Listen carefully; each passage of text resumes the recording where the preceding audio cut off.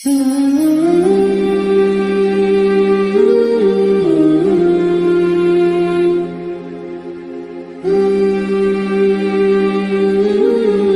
lebih rapi.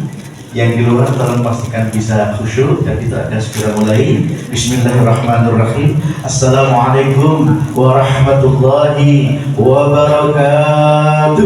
Waalaikumsalam warahmatullahi wabarakatuh. Alhamdulillah wa syukurillah, la hawla wa la quwata illa billah.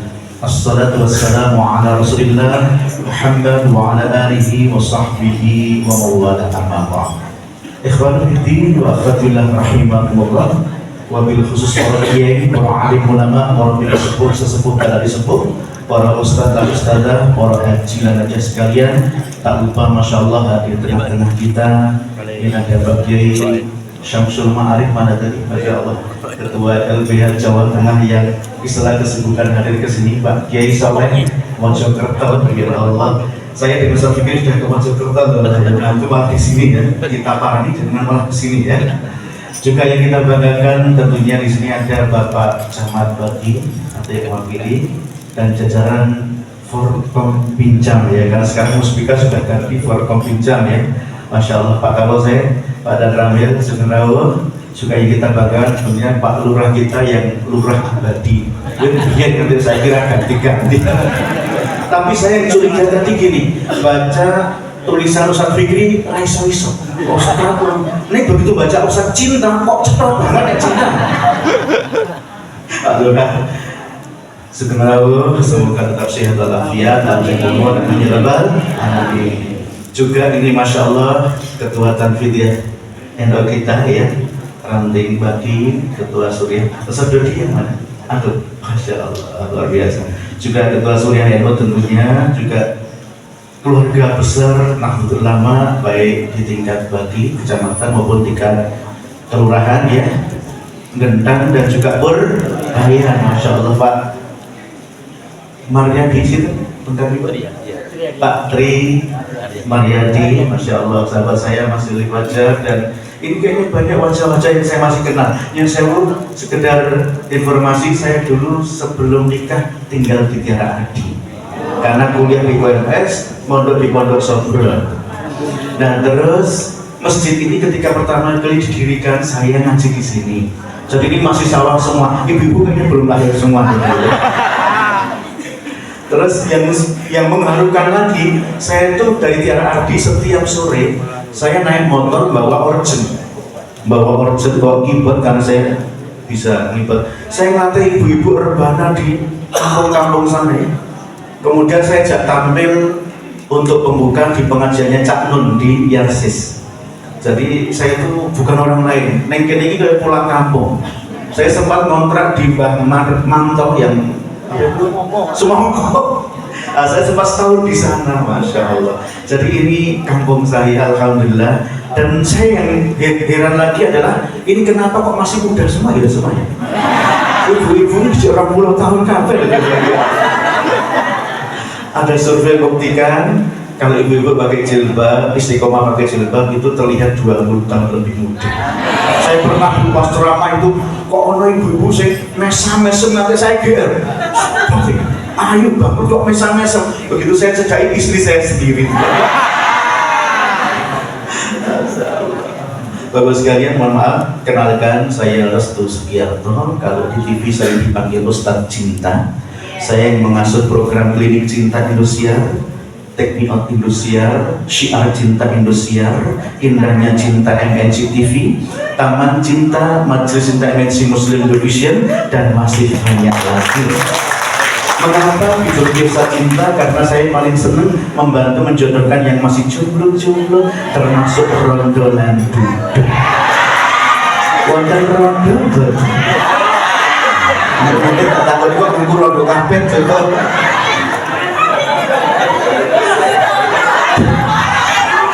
Tolong ya, untuk para janda jangan ribut ya.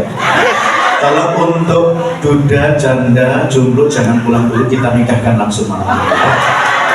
Ini sudah akhir zaman, jangan kondisi jomblo menghadap Allah. Nabi bersabda, Allah paling bangga kalau ada hambanya menghadap Allah dalam kondisi ada pasangan. Tadi nek sakit mati ono sing nangisi, ono sing ngambungi, ono sing meluk. Wis arep mati dhewean. Saya doakan yang masih jomblo, janda juga segera menikah. Amin ya Allah. Kalau kesulitan cari jodoh, ketikkan nomor ini ya, nomor saya.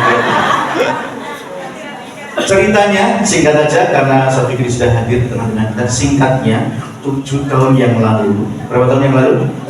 Singkatnya 7 tahun yang lalu saya sempat main film layar lebar.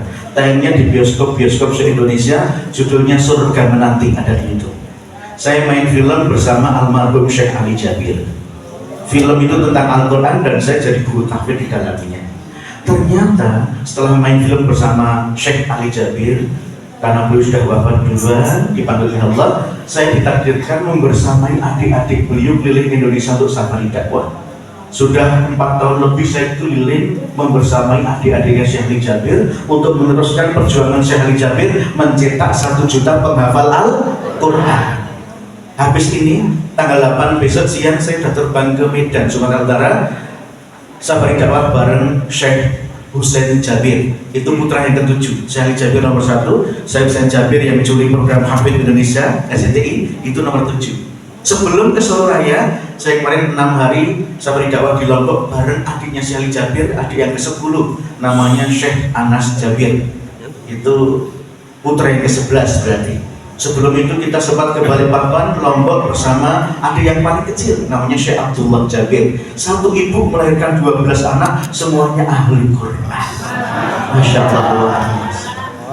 Dan karena seiring berjalannya waktu, saya juga menggandeng ustadz-ustadzah tokoh nasional yang mereka cinta dengan Al-Quran. Tapi sebelumnya, mohon maaf, angkat tangan dulu yang cinta Al-Quran, angkat tangan. Yang nggak cinta boleh pulang. Semua cinta? Semua cinta? Alhamdulillah kemarin kita menggandeng namanya Mbak Enji, Mbak Angelina Sonda. Ya, sekarang dipanggil Ustazah Angelina Sonda. Kemarin kita safari dakwah di Bali, kemudian di Surabaya. Mbak Angelina Sonda ini mantan Putri Indonesia, mantan anggota DPR Pusat 2 kali, dan mantan narapidana. Jadi beliau mu'alaf, ya karena ada kasus, kemudian beliau dipenjara 10 tahun. Yang luar biasa, mengapa saya ajak untuk keliling habis ini, habis dari Medan, insya Allah kita kelilingkan beliau di Jogja. Ya. Sore insya Allah kita lebat ke Bandung kalau di jadwal sorenya. Dan ini yang luar biasa adalah meskipun beliau dipenjara 10 tahun, ternyata malah menemukan cintanya terhadap Al-Quran. Maka beliau setelah 10 tahun nyantri di lembaga pemasyarakatan, malah hafal 15 juz ngelohkam. Mungkin sudah saya uji, mungkin beliau ini ikut metode menghafalnya Ustadz Bobi Hernowo yang Asyar Kauni, itu luar biasa. Insya Allah nanti kita bawa ke sini suatu saat ya. Namanya Ustazah Angelina Sonda. Tapi kalau untuk Ustadz Fikri jangan tanya. Ustadz Kiai Fikri Haikal Zaini sudah kita ajak keliling ke 13 kota di Indonesia. Setiap kota kita antara 10 sampai 15 masjid. Jadi Ustadz Fikri ini pulang cuma 2 hari, nyium istri itu saya ajak lagi kemana. Makanya protes saya terus, gua cuma sempat nyium istri katanya.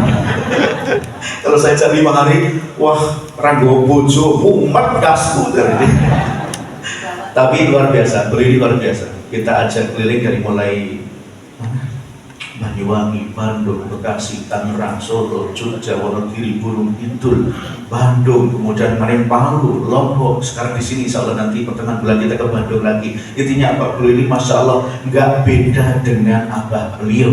Abah beliau tak lain dan tak bukan adalah almarhum Kiai Haji Zainuddin yang cinta almarhum Kiai Haji Zainuddin yang nggak cinta boleh pulang. Yang rindu ceramah beliau semuanya.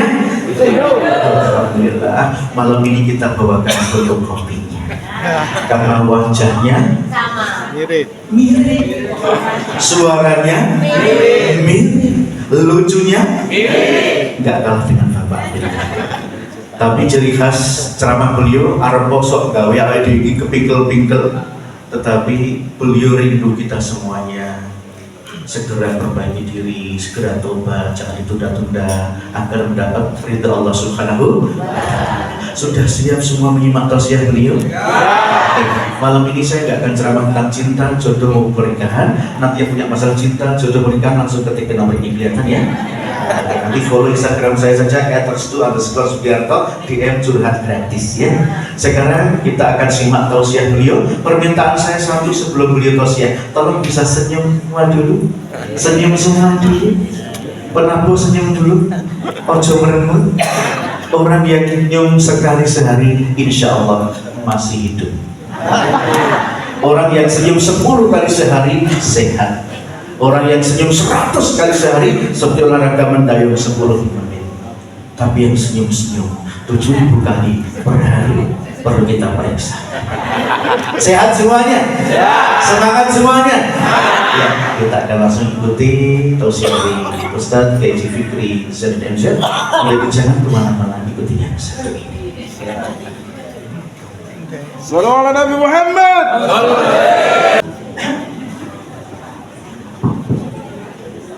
Tes.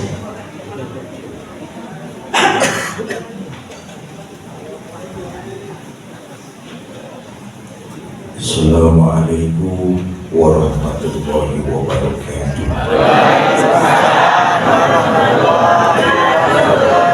Alhamdulillahi wa kafa. Salatu wassalamu ala sayyidina Muhammadin Mustafa wa ala alihi wa sahbihi ahli sidqi wal wafa. Amma ba'd. Yang mulia para ulama, para kiai, para asatiz dan asatizah, yang saya hormati para tokoh masyarakat, bapak-bapak pejabat pemerintahan baik sipil, TNI maupun Polri, teman-teman Nahdlatul Ulama baik dari unsur MWC maupun Ranting, panitia tabligh akbar serta DKM Masjid Istiqomah, ibu bapak saudara-saudara kaum muslimin yang saya cintai. Allah mengutus Nabi dan Rasulnya jumlahnya nggak kurang 124.000. Dari 124.000 hanya 25 yang wajib kita imani. Dari 25 terpilihlah 5 yang predikatnya ulul azmi. Nabi Ibrahim, Nabi Nuh, Nabi Musa, Nabi Isa, Nabi kita Muhammad SAW. 5 Nabi ini bergelar ulul azmi. Dari 5 yang ulul azmi, treble-nya diturunin sedikit nih mas. Volumenya cek 1-2 terlalu banter. Volumenya turunin sedikit, treble-nya turunin aja kayak tadi aja. Cek 1-2 wis atur suwun. Jadi oprek-oprek meneh to mas. Pak Kades soalnya udah lunas apa belum sih Pak Kades? Treble-nya turunin aja sedikit mas, biar nggak menenggung, bulatkan suaranya. Cek 1-2 cek. Dari 5 yang punya gelar ulul azmi, 1 yang dapat predikat rahmatan lil alamin. Siapa? Junjungan kita Nabi besar Muhammad SAW. Kenapa Nabi punya predikat rahmatan lil alamin? Ini nih yang pengen saya bahas nih.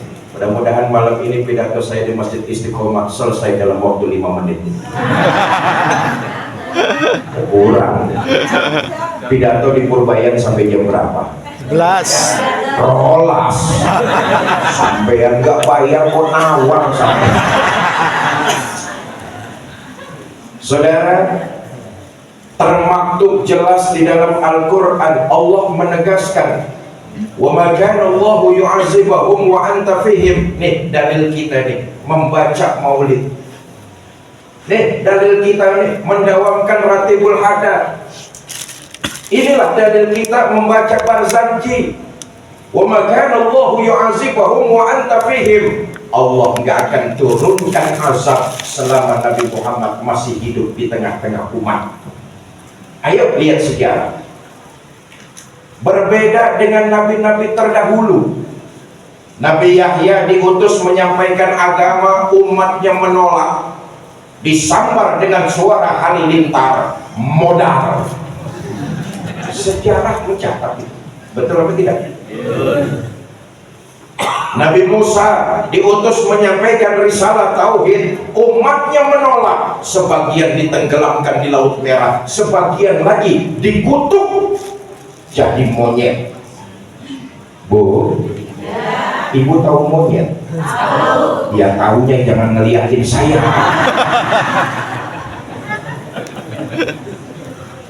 Nabi Nuh diutus menyampaikan risalah agama, umatnya menentang, dihantam dengan banjir bandang. Sejarah mencatat. Tapi tidak begitu dengan junjungan kita baginda Nabi besar Muhammad Sallallahu Alaihi Wasallam. Bagaimanapun kurang ajarnya umat menentang baginda Nabi, Allah nggak turunkan azab. Kenapa? Nabi masih hidup di tengah-tengah umat. Itulah dalil kita kenapa kita rajin membaca maulid. Kita berharap kehadiran Rasulullah Sallallahu Alaihi Wasallam di tengah-tengah kita bisa menyelamatkan Purbayan, bisa menyelamatkan Longgar. Apa kecamatan kita namanya? Baki. Bisa menyelamatkan Jawa Tengah, bisa menyelamatkan negara tercinta Indonesia dari mara bahaya.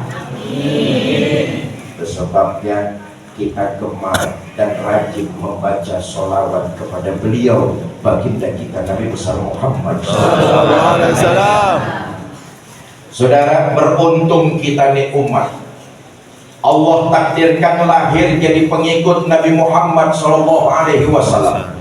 Beliau Nabi yang utama, maka bersyukurlah kita. Allah takdirkan lahir jadi umat Nabi Muhammad. Kenapa? Di akhirat nanti umat Nabi Muhammad diberikan keutamaan juga. Alhamdulillah.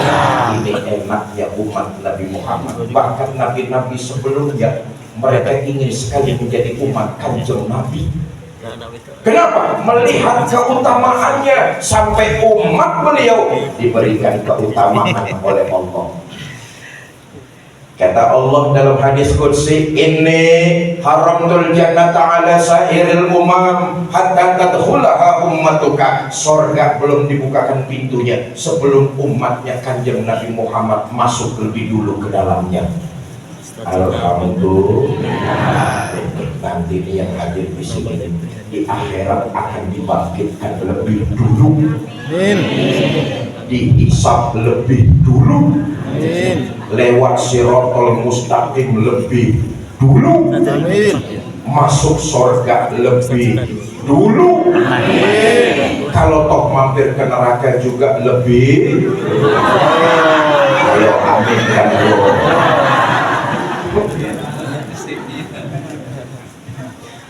Bapak Ibu, saudara-saudara kaum muslimin yang saya cintai. Nah, kita semua pasti kalau ditanya jawabannya cinta kepada Nabi Muhammad. Betul atau tidak? Betul. Bahkan menurut pakar cinta, wis menang toh. Cinta itu bisa timbul dari kebiasaan. Ayo kita lihat. Pakar cinta mengatakan perasaan cinta itu bisa muncul dari kebiasaan. Itu yang dalam bahasa Jerman waiting Trisno.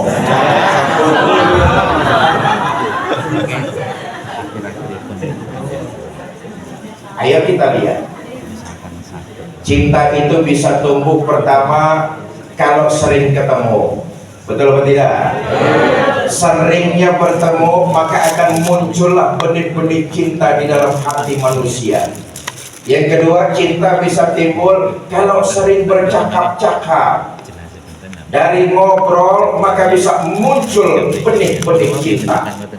Yang ketiga, cinta bisa tumbuh kalau sering terjadi gesekan-gesekan lembut.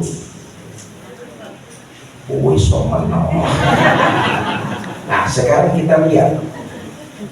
Alhamdulillah Allah berikan kita perasaan cinta kepada baginda Nabi Muhammad SAW. Tapi faktanya kita lihat sekarang, kita belum pernah ketemu. Betul atau tidak? Betul. Kita belum pernah bercakap-cakap, Apalagi bersentuhan kulit kita yang hina dengan kulit baginda Nabi yang mulia. Tapi alhamdulillah Allah berikan kita anugerah dalam hati kita bersemayam rasa cinta kepada junjungan kita baginda Nabi besar Muhammad. Cuman kita lihat sekarang, maaf, kita ini baru cuma sekedar ngaku cinta sama kanjeng Nabi. Kita ini baru pinter ngaku umat baginda Nabi. Apa nggak boleh Ustaz? Boleh. Yang namanya ngaku itu mudah dan murah, siapapun bisa, cuma ngaku. Persoalannya saudara, di akhirat nanti kita diaku apa tidak sebagai umat Nabi besar Muhammad Shallallahu Alaihi Wasallam. Itu yang jadi masalah utama. Kalau cuma ngaku, siapapun bisa, siapapun boleh. Bu, saya tanya, ibu kenal sama Jokowi? Ngaku. Jokowi kenal sama ibu? Kasihan ya. Apa bedanya sama kita? Kita ini baru cuma pinter ngaku. Persoalan di akhirat, kita diaku apa tidak oleh baginda kita Nabi besar Muhammad Shallallahu Alaihi Wasallam sebagai umat beliau. Saudara, semua kita berlomba-lomba lah. Kalau kita pengen diaku sebagai umat baginda Nabi, jalankan syariat agama ini dengan sekuat dan sekemampuan kita. Itu bukti bahwa kita cinta kepada Nabi besar Muhammad Shallallahu Alaihi Wasallam. Begini, ini bagian dari yang Nabi ajarkan kepada kita supaya kita mencontoh, ujung-ujungnya di akhirat kita diaku sebagai umat beliau. Saya hanya mengingatkan sejarah waktu Nabi berangkat ke kota Madinah. Nabi mampir sebentar di satu desa bernama Kuba. Ngapain Nabi di Kuba? Ternyata Nabi bikin masjid. Dari Kuba Nabi melanjutkan perjalanan masuk kota Madinah. Apa yang dilakukan Nabi? Ternyata Nabi bikin masjid. Ini bertanda bahwa kita umat Islam, desa apa? Purbayan. Ini bertanda bahwa kita umat Islam Purbayan hidupnya tidak boleh jauh-jauh dari masjid. Masjid dengan umat Islam tidak boleh terpisah. Kalau terpisah, dua-duanya rugi. Masjid dengan umat Islam jangan berpisah, nggak boleh jauh-jauh. Persis kayak ikan sama air, nggak boleh terpisah. Saya mau tanya, ada nggak ikan yang nggak suka hidup di air? Ada apa tidak? Ada, namanya ikan mau mampus. Ikan bakar. Kalau ada orang Islam dari Purbayan tapi hidupnya jauh dari nilai-nilai ajaran Masjid Istiqomah, itu sama juga ikan dikit lagi modal. Nah, kita berusaha mengikuti sejarah ini supaya di akhirat nanti kita diaku sebagai umat baginda Nabi. Apa fungsi utama masjid di tengah-tengah kita umat Islam Purbayan? Pertama, masjid adalah benteng pertahanan iman. Karena iman kita hidup, untuk iman kita berbuat, dan dalam menggenggam iman kita ingin kembali menghadap Allah Subhanahu wa Ta'ala. Iman adalah sumber kebahagiaan, sumber keselamatan. Baik bahagia dan selamat di dunia, lebih-lebih bahagia dan selamat di akhirat nanti. Bersyukur kita kepada Allah. Allah takdirkan kita sudah beriman, dapat hidayah, sudah beriman. Bersyukurlah kita kepada Allah. Jaga nilai iman ini, jangan sampai tergadaikan dengan sesuatu yang sifatnya materi. Saudara, andai kata hidup kita belangsak, Belangsak ini apa bahasa kufur? Sakaruan. Tak jelas. Kere, nah kere lah. Andai kata hidup kita di alam dunia ini kere, cuma seumur hidup manusia saja, saudara. Ayo kita lihat, umur manusia itu paling banter 60 sampai 70 tahun, betul tidak? Andai kata Allah takdirkan kita hidup di alam dunia kere, biarlah kere di dalam dunia, tapi itu cuma sementara. Daripada kita gadaikan akidah, menjual keyakinan, hidup senang-senang, tapi cuma sementara, abadi di neraka jahanam. Nauzubillah.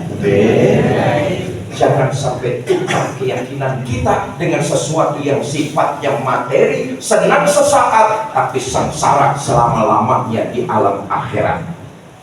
Karena itu ini nilai iman yang bisa menyelamatkan dan membahagiakan kita. Saya ingin menyampaikan sebuah riwayat betapa orang bahagia mempertahankan iman dan celaka menggadaikan nilai-nilai keyakinan.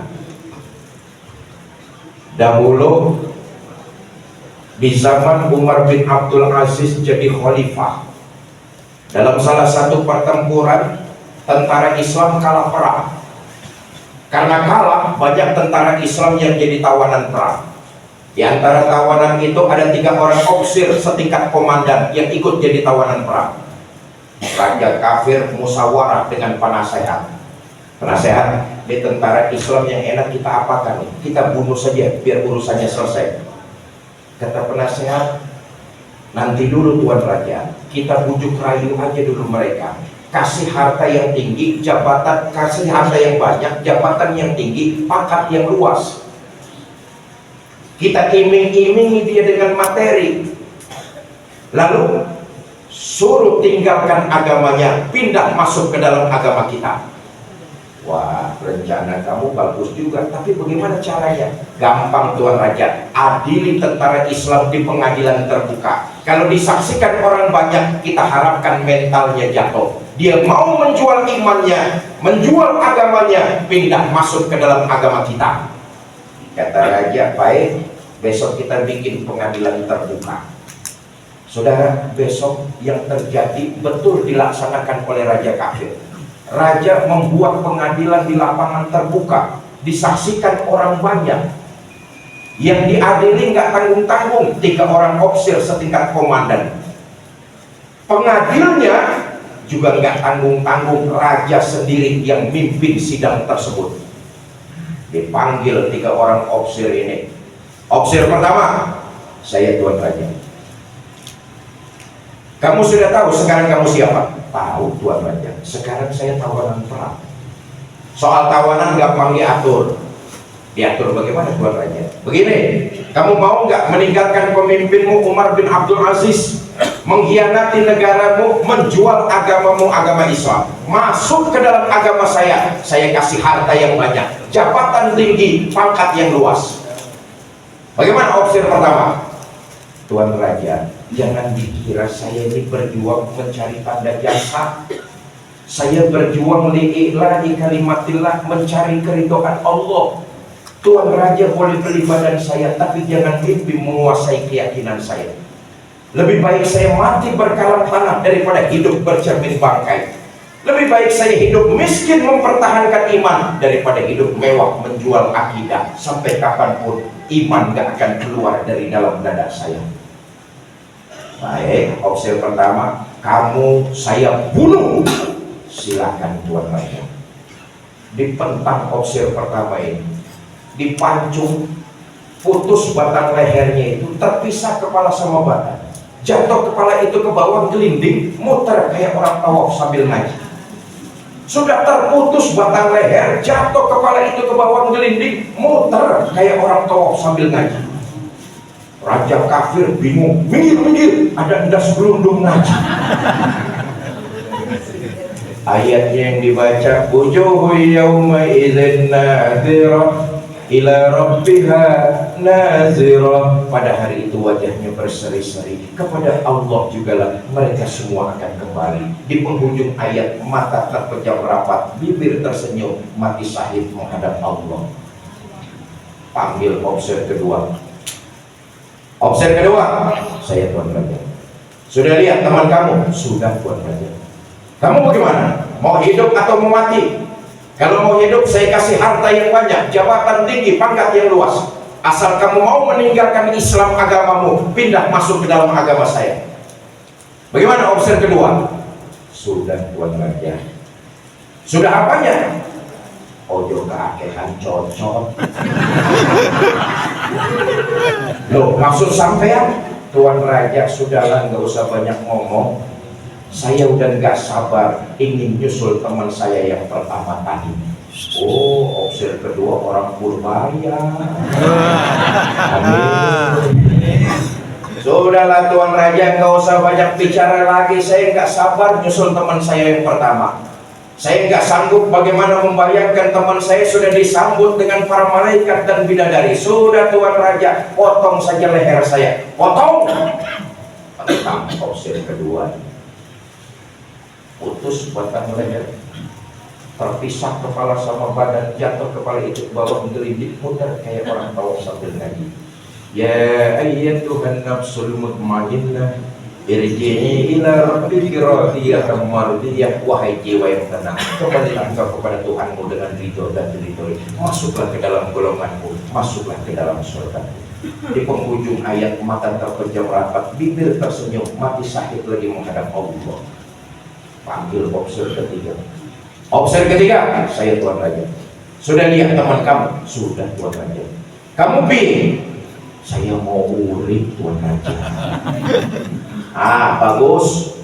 Kamu mau meninggalkan pemimpinmu? Iya Tuan Raja. Mengkhianati bangsamu? Oh.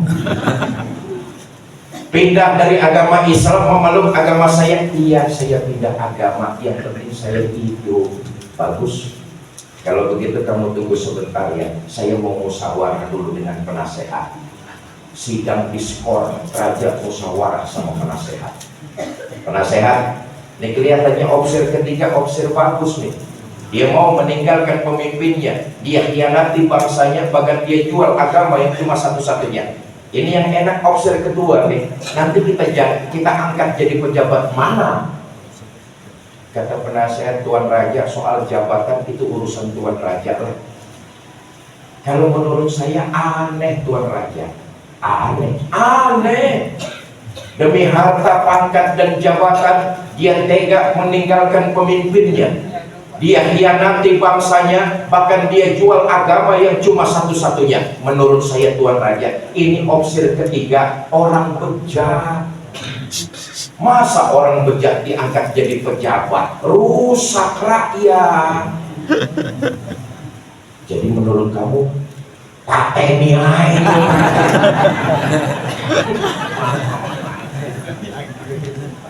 Sidang dibuka kembali. Opsi ketiga, saya Tuan Raja. Saya diangkat jadi pejabat mana? Kamu nggak diangkat. Loh, kok begitu? Iya. Pemimpinmu kamu tinggalkan, negaramu kamu khianati. Keyakinan yang cuma satu-satunya kamu gadaikan. Kamu orang bejat, kamu harus saya bunuh. Loh, saya dibunuh? Bunuh! Iyalah, kalau saya harus dibunuh, saya mau masuk Islam lagi.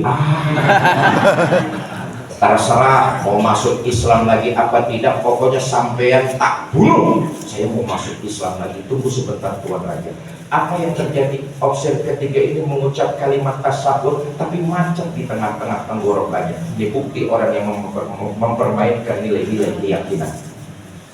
Asyhadu ayo cepat. Iya. Asyhadu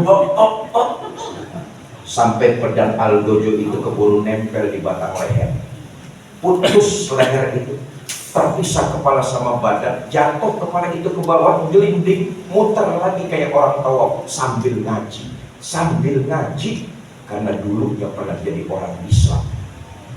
Tapi ayat yang dibaca berbeda dengan dua teman yang terdahulu.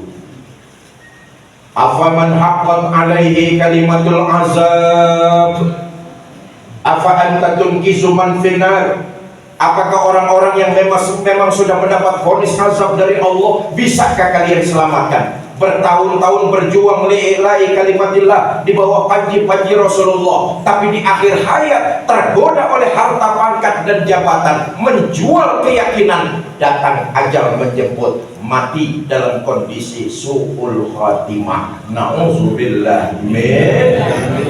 Karena itu kiai-kiai kita di kampung nggak bosan ngingatin kita agar selalu banyak munajat kepada Allah dengan kalimat Ya Allah biha, Ya Allah biha, Ya Allah biha.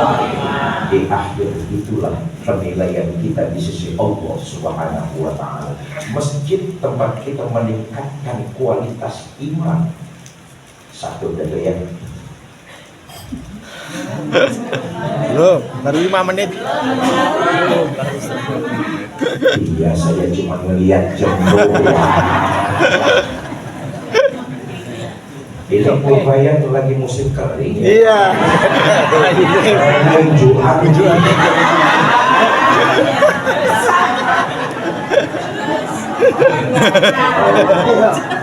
Marah Bang.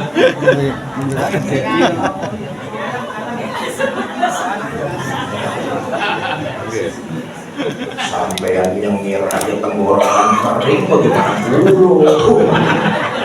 Ya suwun Mas.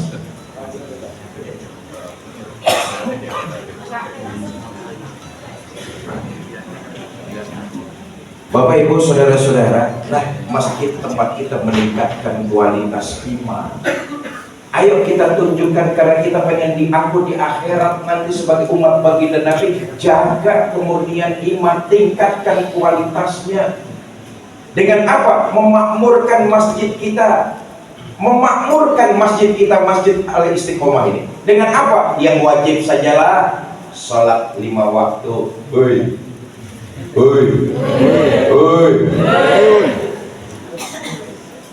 Yang bisa berjamaah cuma zuhur saja, enggak apa-apa, makmurkan masjid kita Al Istiqomah dengan zuhur berjamaah. Ustaz, saya baru bisa ikut jamaahnya maghrib sama isya saja. Enggak apa-apa, makmurkan masjid kita nih dengan jamaah maghrib dan isya saja. Yang bisa 5 waktu bagus, itu dalam rangka meningkatkan kualitas iman dengan memakmurkan masjid kita dengan kewajiban sholat 5 waktu. Ya Allah, ayo kita renungkan. Bapak Ibu saudara-saudara, Allah memberi kita waktu sehari semalam 24 jam. Betul atau tidak? Dalam waktu 24 jam Allah cuma minta kepada kita 5 kali lapor melalui sholat 5 waktu. Ayo kita hitung-hitung. Saudara, sholat itu yang bagus, taruhlah sekali sholat waktunya 10 menit. 10 menit sholat di Masjid Al Istiqomah, cakep benar tuh 10 menit. 10 menit. Yang sedang-sedang taruhlah waktunya 5 menit. Yang kilat khusus 2 menit. Ini cepat perangkonya gambar geledek. Ambil ajaran baginda Nabi yang tengah-tengah saja, yang sedang-sedang saja, ini ajaran Nabi. Apa buktinya? Iza amma ahadukumun nas falyukhaffif. Kalau kamu diangkat jadi imam, ringankan sholatmu. Ini ajaran Nabi. Kenapa? Makmum di belakang kamu kekuatannya nggak sama dengan dirimu. Ada orang tua itu sholat berjamaah, kalau berdirinya terlalu lama dengkulnya gemeter. Ada apa tidak? Ada. Pojok. Ada orang selesai sholat berjamaah sudah janjian mau nerima duit komisi penjualan sawah. Ada apa tidak? Ada. Anak muda malam minggu janjian sama pacar di jembatan, ketemunya selesai sholat berjamaah, karena imamnya terlalu lama, hujan turun lebat, pacarnya hanyut di bawah. Iza amma ahadukumun nas falyukhaffif. Kalau kamu jadi imam, ringankan sholat. Ambil yang tengah-tengah sajalah, sekali sholat 5 menit. Ayo kita hitung. 5 kali 5 waktu kan cuma 25 menit. Betul. Sisanya 23 jam 35 menit. Silakan kau gunakan untuk keperluanmu. Cuma 25 menit Allah minta kita lapor. Ini saja masih banyak di antara kita yang belum mengerjakannya. Betul.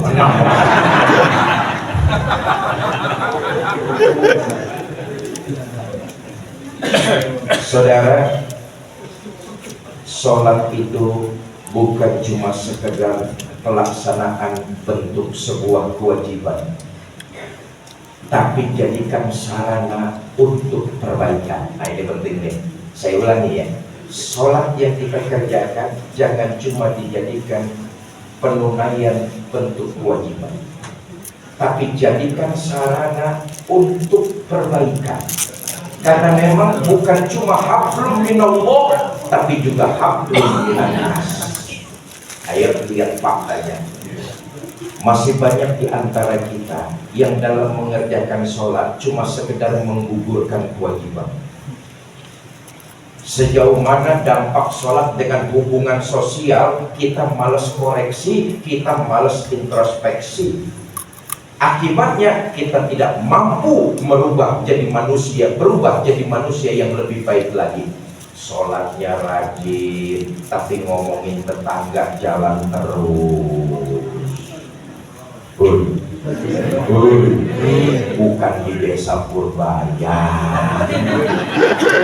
di desa Kono, di desa sana tuh, orangnya sholatnya rajin, tapi mulutnya tetap aja nyakitin tetangganya di desa sebelah sana. Saya tanya, orangnya pindahan dari Purbaya.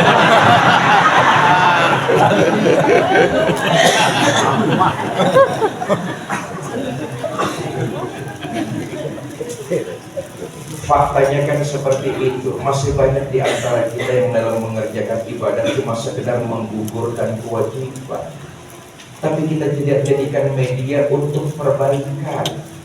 Sejarah lagi saudara. Contoh dan panutan kita tidak lain adalah baginda Nabi besar Muhammad SAW. Panutan kita dari dunia sampai akhirat, semuanya ada pada beliau. Kita tinggal mencontoh. Nabi itu sholatnya paling hebat, betul apa tidak? Walaupun dosa dan kesalahannya sudah mendapat jaminan ampun, tapi Nabi sholatnya luar biasa. Liyaghfira lakallahu ma taqaddama min dzambika wa ma ta'akhkhar. Muhammad, dosamu yang lalu, yang sekarang, kalau engkau yang akan datang, kalau memang ada, semuanya sudah mendapat jaminan ampun dari Allah. Dosa sudah mendapat jaminan ampun. Sejarah kita baca, Nabi sholatnya makin mantap. Kalau ada orang Purbaya, dosanya sudah mendapat jaminan ampun, saya yakin orang itu mulai besok berhenti sembahyang subuh. Betul apa tidak? Nabi enggak, makin diampuni dosanya, sholatnya malah makin meningkat. Sholatnya makin hebat, kelihatan dalam bentuk hubungan sosial makin bermanfaat. Nah ini dia nih. Saya ingin garis bawahi saudara, orang yang sholatnya berhasil kelihatan dalam hubungan sosial bermasyarakat. Dia akan tebarkan nilai-nilai kebaikan, nggak pernah pilih kasih dan nggak pernah pandang bulu. Ini yang saya maksud. Kenapa? Karena orang semacam itu yang sholatnya berhasil, dia sadar betul nilai-nilai kebaikan yang dia lakukan, manfaatnya akan kembali buat dirinya sendiri. Ibadah sholat yang dia kerjakan mampu merubah dia menjadi lebih baik lagi, karena perbuatan baik yang dikerjakan manfaatnya akan kembali buat dirinya sendiri. Saudara, jangan dipikir kalau kita berbuat baik itu sedang menguntungkan Allah. Enggak, Allah enggak akan ngambil keuntungan sedikit pun dari kebaikan yang kita lakukan.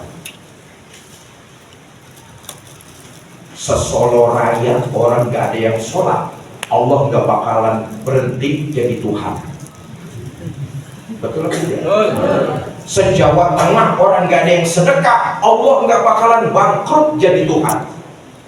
Kebaikan yang kita kerjakan, manfaatnya akan kembali buat diri kita. Kejahatan yang kita lakukan, itu pun akan pulang kepada diri kita. Ini makna Quran. In ahsantum ahsantum li anfusikum wa in asatum falaha. Kamu berbuat baik, kebaikan itu akan kamu terima. Kamu berbuat jahat, kejahatan itu akan pulang menimpa dirimu sendiri. Kalau saudara berbuat baik sama orang, boleh jadi orang itu menerima kebaikan yang saudara lakukan, tapi hakikatnya saudara sedang berbuat baik bagi diri saudara sendiri. Contoh, nanti selesai pengajian, Pak Kades ngamplopin saya uang 5 juta. Umpama ngomong, kelihatannya Pak Kades berbuat baik kepada saya, betul atau tidak? Tapi hakikatnya Pak Kades sedang berbuat baik kepada dirinya sendiri. Kenapa punya pemahaman begitu? Sholatnya berhasil, bukan cuma sekedar menggugurkan kewajiban, tapi jadi media untuk menuju arah perbaikan. Kenapa? Orang yang sholatnya berhasil, dia sadar betul ada akhirat sesudah dunia, ada hidup sesudah mati. Ini yang hadir nih, calon-calon jenazah semua.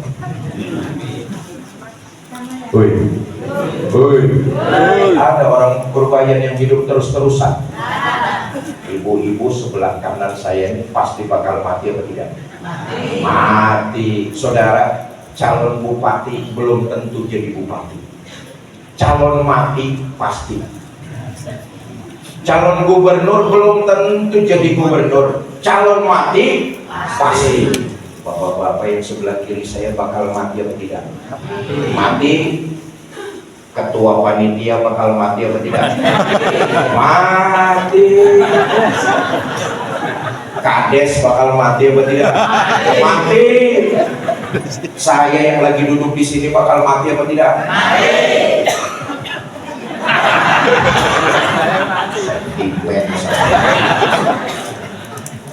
Kata Nabi kan begitu tuh saudara.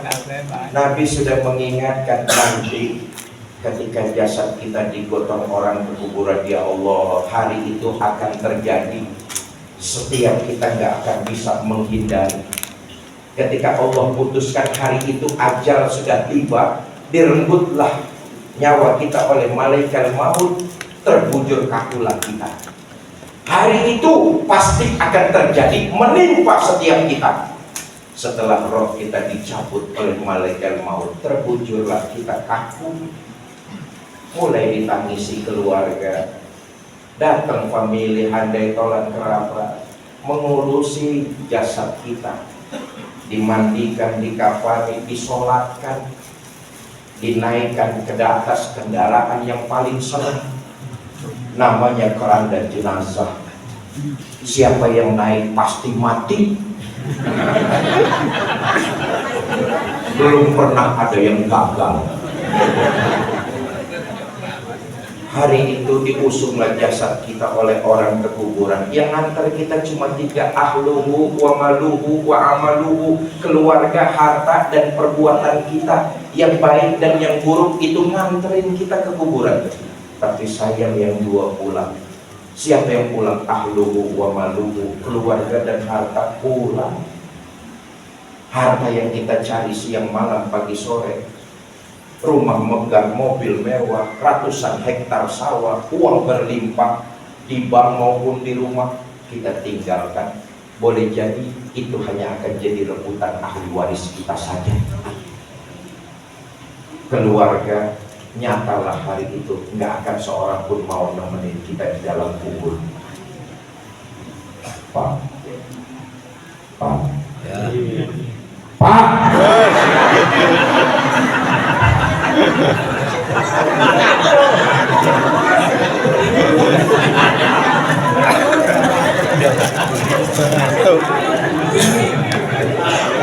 nanti kalau bapak-bapak mati duluan, jangan mengharap istri mau menemani masuk ke dalam. Jasad kita diturunkan orang ke liang lahat, paling istri cuma berdiri di tepian kubur, berlinang air mata sambil berkata, Mas, sampai sini saja saya ngantar, mudah-mudahan sampean betah di dalam. Nggak usah naik-naik lagi Mas. Di antara hari itu bagaimanapun cintanya istri, ora gelem ngancani. Betul apa tidak? Bu, Bu, kalau ibu-ibu sekarang yang mati duluan, woi, modiar dulu. Jangan mengharap suami masuk ke dalam. Apa suami nggak sedih ditinggal mati istri? Ibu jangan salah sangka, kami ini para suami, jika ditinggal mati istri tentulah kami bersedih. Kenapa? Kami para suami menjadikan istri belahan jiwa, pelipur lara. Baik.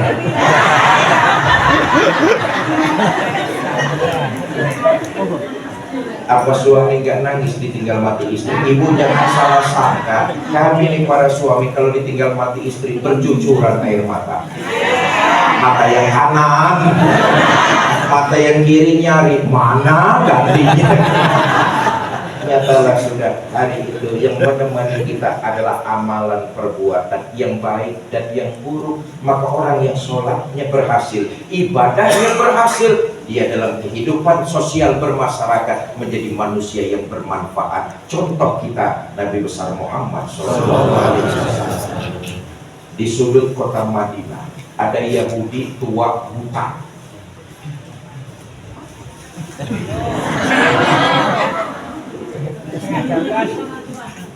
Tiap hari Nabi datang ke sana berbuat baik. Apa yang Nabi kerjakan? Nabi nyuapin makanan. Kita lihat perbedaannya saudara. Nabi itu aslinya orang Mekah. Ini orang asli orang Madinah.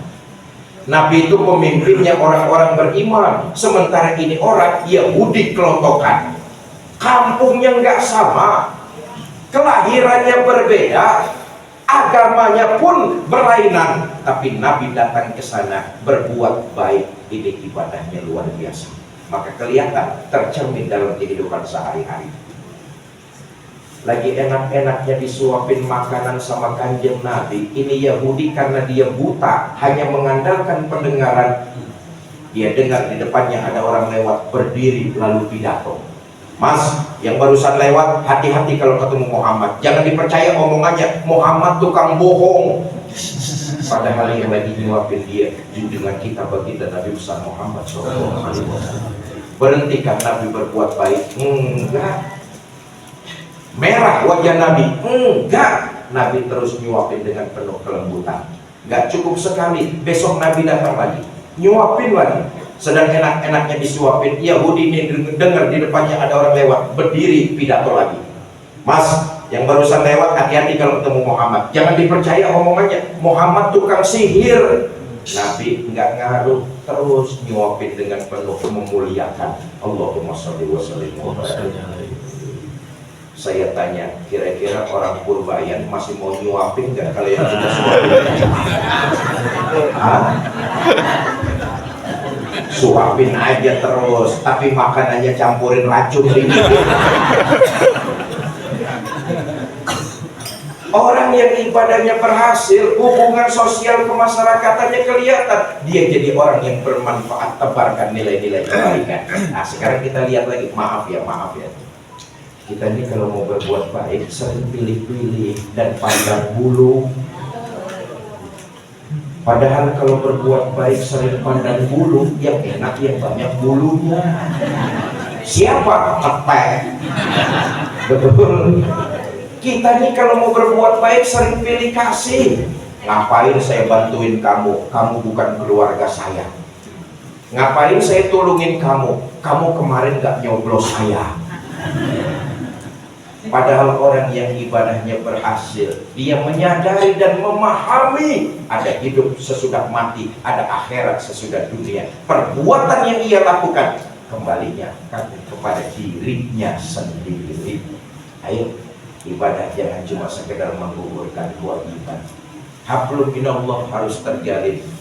Kita buktikan dengan hablum minannas, hubungan sosial bermasyarakat dengan menebarkan nilai-nilai kebaikan. dimanapun kita berada. Jadilah kita umat yang rahmatan lil alamin sambil menebarkan nilai-nilai ibadah. Bapak Ibu saudara-saudara, mau meningkatkan kualitas ibadah? Oh, yang jawab 30 orang. Ini yang hadir malam ini ada 100 orang ini, 200 orang, 2000 orang, campur yang goib di sawah-sawah. Saudara-saudara, mau meningkatkan kualitas iman, mau memperbanyak ibadah, mau menebarkan kebaikan. Saya tes case malam ini sama-sama saya. Ibu bapak saudara-saudara, mau ikut sedekah? Bawa uang? Berapa? Mangewu. Masuk tiket kebun binatang saja 20.000. Itu lihat monyet. Masa lihat Fikri Zainuddin MZ mangewu, mahalan monyet ketimbang saya. Nah, kita tahulah amalan sedekah yang kita lakukan di alam dunia itu jadi lentera, penerang, cahaya di alam kubur kita masing-masing. Tadi sudah saya katakan ini semua nih calon-calon penghuni kubur, betul atau tidak? Amalan sedekah yang kita lakukan di alam dunia itu jadi cahaya penerang kita di alam kubur. Ya Allah saudara, alam kubur itu sepi, sunyi, gelap, petang.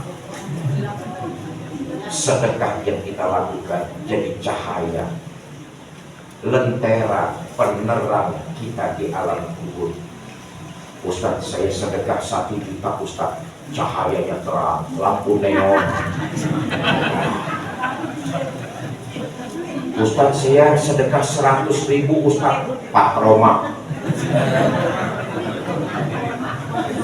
Ustaz, saya sedekah 10.000 Ustaz, Lilin.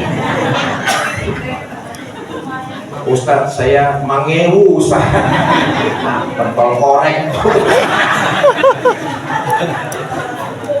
Ya, kita bikin cahaya pelita, lentera di alam kubur kita masing-masing. Nanti petugas kotak amal akan mengitarkan kotak-kotak, ibu bapak diisi seikhlasnya. Sudah siap petugas mana? Siap.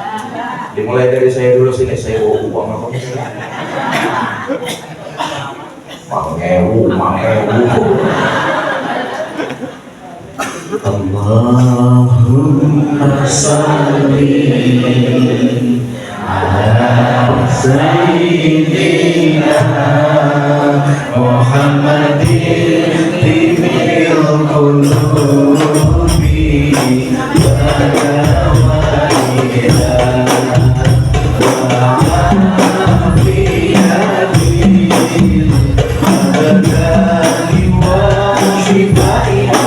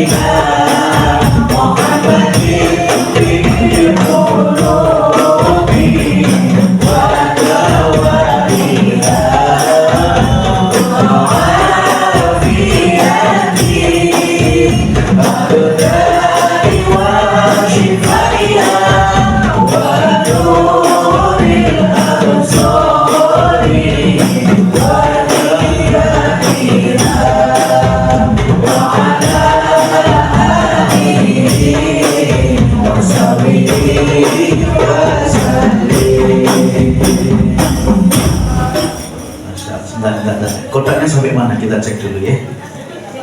Oh, sini belum. Sini belum Ibu. Yang depan sudah. Yang belakang udah. Oh, belum juga. Lanjut ya Ustaz ya. Ya, Ustaz biar istirahat sebentar. Kotaknya keliling lagi. Yang bapak sudah? Belum. Sini belum depan. Mana nih tugas kita mana? Kotak yang banyak yang belum dapat ya. Jadi belum ya, pelan-pelan. Ya, kita iringi dengan lantunan lagi sambil kotak iklan pelan-pelan aja Ibu. Duduknya duit apa buat lebih baik banyak tapi ikhlas daripada sedikit tidak Ibu kata sedikit tapi orang itu maksudnya betul Ustaz. Yuk kita iringi lagi ya.